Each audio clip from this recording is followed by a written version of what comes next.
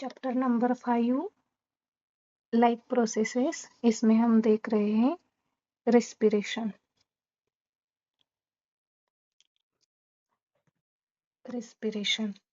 अब यहाँ पे आपको एक एक्टिविटी दी गई है, 2 टेस्ट ट्यूब लेने हैं और उसमें लेना है लाइम वाटर। और जो ए वाली टेस्ट ट्यूब है इसमें क्या करना है, वो पिचकारी से एयर पास करना है। और बी वाली टेस्ट ट्यूब है, इसमें मुंह से एक ट्यूब लेकर एयर पास करना है। अब ये जो लाइम वाटर है, जैसे ही आप एयर पास करेंगे तो ये जो बी वाली जो टेस्ट ट्यूब है, ये क्या हो जाएगा, ये लाइम वाटर मिल्की हो जाएगा। वो इसलिए मिल्की हो जाएगा क्योंकि मुंह से जो एयर आ गई है उसमें क्या है, CO2 है। तो जैसे CO2 एयर के साथ लाइम वाटर में से पास हो जाएगा तो लाइम वाटर मिल्की हो जाएगा। अब यहाँ पे दूसरी एक्टिविटी दी गई है। अब क्या करना है, आपको शुगर सॉल्यूशन लेना है या फ्रूट जूस लेना है। मतलब आप एक बीकर लेंगे, इसमें शुगर सॉल्यूशन या फ्रूट जूस लेंगे और क्या करेंगे, यहाँ पे ऐसे एक हुक लाइक और टेस्ट एक ट्यूब ऐसे जोड़ लेंगे और इसमें लाइम वाटर होगा।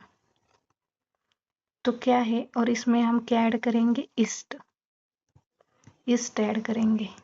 तो क्या होगा, फर्मेंटेशन हो जाएगा। जैसे फर्मेंटेशन हो जाएगा तो इधर CO2 फॉर्मेशन हो जाएगा और ये CO2 पास हो जाएगा लाइम वाटर में यहाँ। और जैसे ये CO2 अंदर आएगा, लाइम वाटर में पास हो जाएगा, तो ये लाइम वाटर क्या बन जाएगा, मिल्की बन जाएगा। तो हम देख रहे हैं रेस्पिरेशन। अब रेस्पिरेशन 2 स्टेप में होता है। फर्स्ट स्टेप जो होता है वो ब्रीदिंग का होता है। ब्रीदिंग मतलब जो एनिमल्स और हम लोग जो करते हैं, O2 अंदर लेते हैं और CO2 छोड़ देते हैं। और प्लांट दिन में CO2 लेता है और O2 छोड़ देता है। और दूसरा जो रेस्पिरेशन का पार्ट होता है वो सेल्यूलर रेस्पिरेशन, मतलब जो सेल्स में होता है रेस्पिरेशन। अब पहले हमने देख लिया डाइजेस्टिव सिस्टम, मतलब जहाँ nutrition in organism in the last section, किस तरह से न्यूट्रिशन का प्रोसेस होता है। The food material taken in during the process of nutrition is used in cell to provide energy for various life processes. अब जो भी फूड लिया है उसका क्या होगा, ब्रेक डाउन होगा और उससे क्या बनेगा, एनर्जी। और वो एनर्जी का यूज कहाँ होगा, वेरियस लाइफ प्रोसेसेस परफॉर्म करने के लिए। Diverse organism do this in different ways. Some use oxygen to break down glucose completely into carbon dioxide and water. Some use other pathways that do not involve oxygen. अब क्या होता है, अब जो मतलब फोटोसिंथेसिस में जो भी प्रोडक्ट तैयार होता है, जैसे कि कार्बन प्रोडक्ट तैयार होता है ग्लूकोज, उसका ब्रेक डाउन करना पड़ेगा। और वो जो ब्रेक डाउन जो होता है वो इन प्रेजेंस ऑफ ऑक्सीजन और विदाउट ऑक्सीजन भी उसका ब्रेकडाउन किया जाता है। In all cases the first step is the breakdown of the glucose, a 6 carbon molecule into a 3 carbon molecule called the pyruvate. अब क्या होता है, जो 6 कार्बन मॉलिक्यूल है उसका कन्वर्जन 6 कार्बन मॉलिक्यूल का कन्वर्जन 3 कार्बन मॉलिक्यूल में होता है, मतलब पायरुवेट में होता है। ये फर्स्ट स्टेप है। जो 3 प्रोसेस है नीचे दिए गए हुए वो हम आगे जाके एक्सप्लेन करेंगे, लेकिन ये फर्स्ट स्टेप है। जो पहली स्टेप में 6 कार्बन जो है वो 3 कार्बन में, मतलब पायरुवेट में कन्वर्ट होता है। This process takes place in the cytoplasm, ये साइटोप्लाज्म में होती है। फर्दर द पायरुवेट में be converted into ethanol and carbon dioxide. This process takes place in yeast during fermentation. अब हम ये आगे देखते हैं।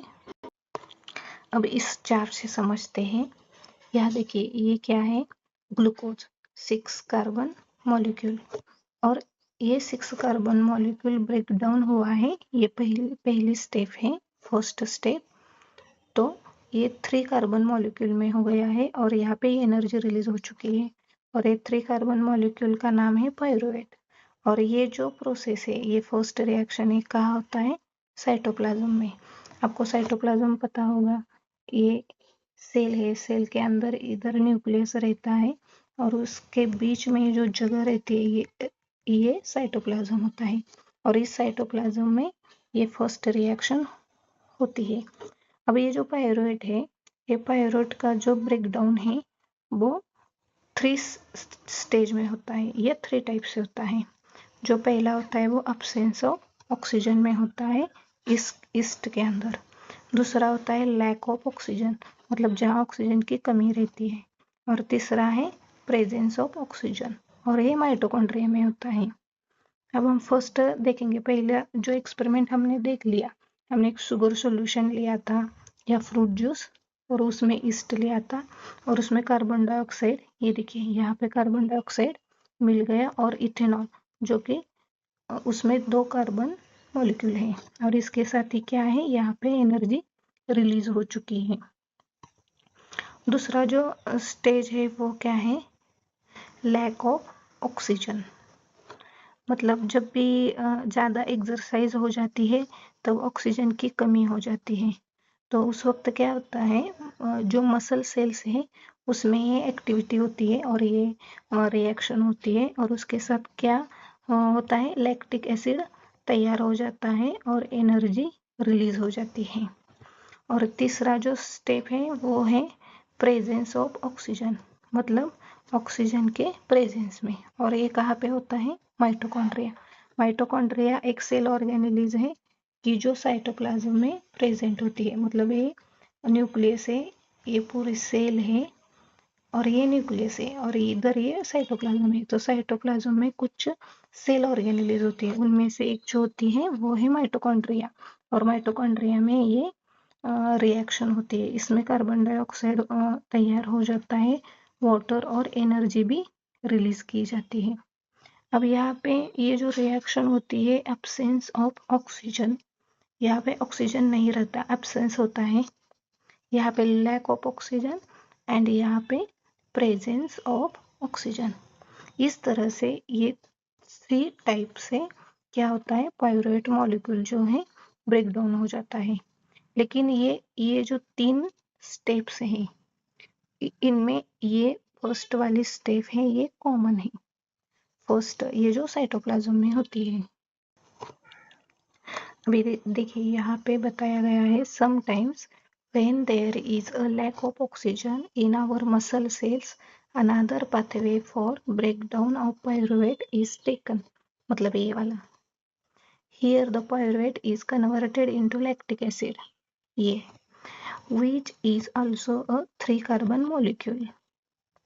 This build up lactic acid in our muscles during sudden activity causes cramps. Cramps मतलब क्या होना, थोड़ा सा उसको क्रैक हो जाना। जब ये लैक्टिक एसिड हो जाता है, एक्स्ट्रा हो जाता है, तब क्रैक हो जाता है। अब यहाँ पे जो एनर्जी रिलीज हो चुकी है, ये अब्सेंस ऑफ ऑक्सीजन, मतलब यहाँ पे ऑक्सीजन नहीं है, तो इसको कहते हैं अनेरोबिक। और यहाँ पे ऑक्सीजन प्रेजेंट है, तो इसको कहते हैं एरोबिक। मतलब अनेरोबिक रेस्पिरेशन और एरोबिक रेस्पिरेशन। अब ये हुआ अनेरोबिक रेस्पिरेशन, ये हो गया एरोबिक रेस्पिरेशन। अब इसमें डिफरेंस क्या है, ये जो एरोबिक रेस्पिरेशन है और अनेरोबिक रेस्पिरेशन है,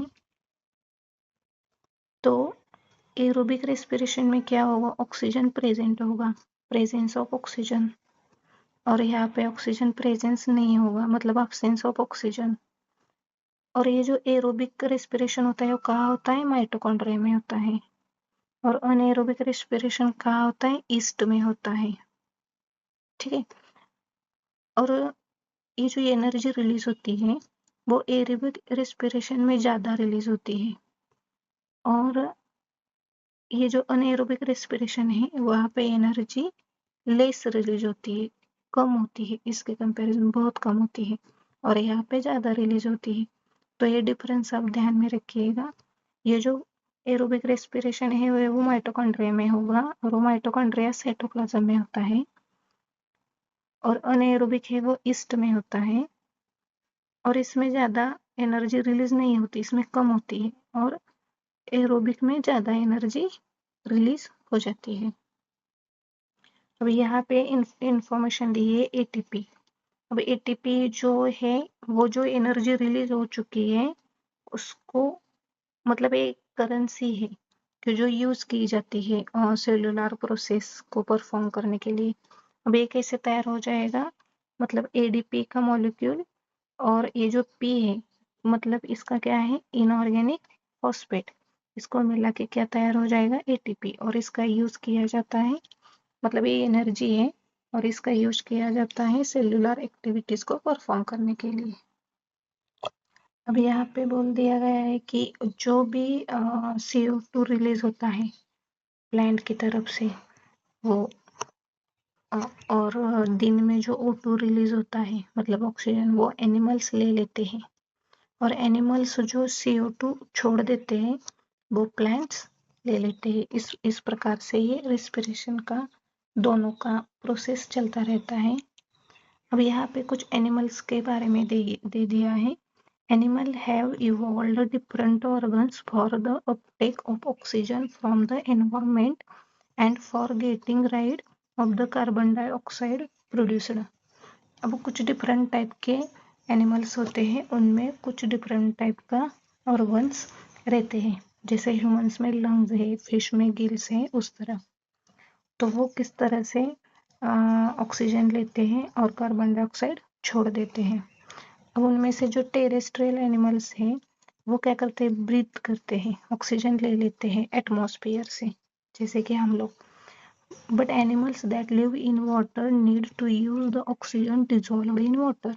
लेकिन जो एनिमल्स हैं वो जो वाटर में रहते हैं उनको क्या करना पड़ता है? जो वाटर में डिजोल्व ऑक्सीजन है वो लेना होता है। Since the amount of dissolved oxygen is fairly low compared to the amount of oxygen in air, मतलब जो ऑक्सीजन एयर में अमाउंट रहती है ऑक्सीजन की एयर में वो ज़्यादा होती है compared to the water. The rate breathing in aquatic organism is much faster than that seen in terrestrial organisms. मतलब जो टेरेस्ट्रियल ऑर्गेनिज्म उनको ज़्यादा फास्ट ब्रीदिंग नहीं करनी पड़ती है, क्योंकि ऑक्सीजन की अमाउंट ज़्यादा होती है as compare to water. But water में ऑक्सीजन की अमाउंट कम होती है, तो जो एनिमल्स होते हैं लाइक फिश वो फास्ट ब्रीथ करते हैं। Fishes take in water through their mouths and force it pass the gills where the dissolved oxygen is taken up by blood.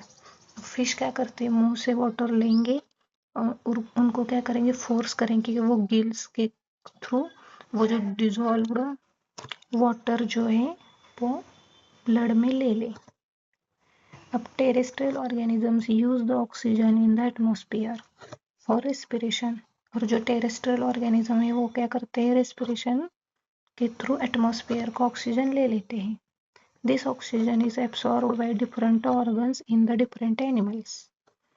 All these organs have a structure that increases the surface area which is in contact with the oxygen-rich atmosphere.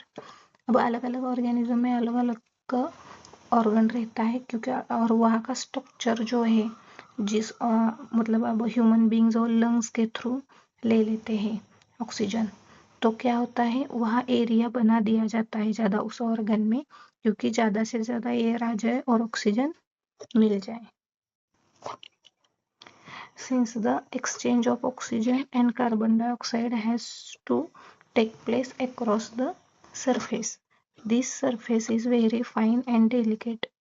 अब ये human body में जो lungs organ होता है उसके बारे में जो आगे डिटेल में है कि वहाँ पे ऑक्सीजन लेना है और कार्बन डाइऑक्साइड छोड़ देना है। और वो जो एरिया होता है, सरफेस होता है ऑर्गन का, वो डेलिकेट होता है। In order to protect this surface, it is usually placed within the body, so there is have to be passage that will take air to this air. और ये जो एरिया होता है वो डेलिकेट होता है, तो इसलिए ये बॉडी के अंदर बहुत ही सुरक्षित इसको रखा गया है। In human beings, air is taken into the body through the nostrils. The air passing through the nostrils is filtered by fine hairs that line the passage. अब जो ह्यूमन के अंदर जो एयर ली जाती है वो नोस्ट्रल के थ्रू ले जाती है, और नोस्ट्रल के अंदर एयर को फिल्टर करने के लिए क्या होते हैं, फाइन हेयर्स होते हैं, जिसकी वजह से एयर फिल्टर हो जाती है। The passage is also lined with mucus which help in the process. From here the air passes through the throat and into the lungs. अब ये जो एयर है थ्रोट से पास होके लंग्स तक जाती है। Rings of cartilage are present in the throat. अब थ्रोट में क्या होता है, rings of cartilage. This ensure that the air passage does not collapse.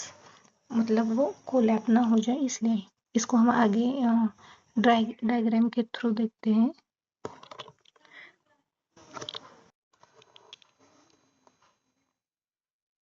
अब ये रही माउथ कैविटी, इसके अंदर से ये एयर पास हो जाएगी इधर थ्रोट से लेके नीचे, और ये जो है एरिया है ये है रिंग्स ऑफ कार्टिलेज। यहाँ से एयर पास होके नीचे आ जाएगी।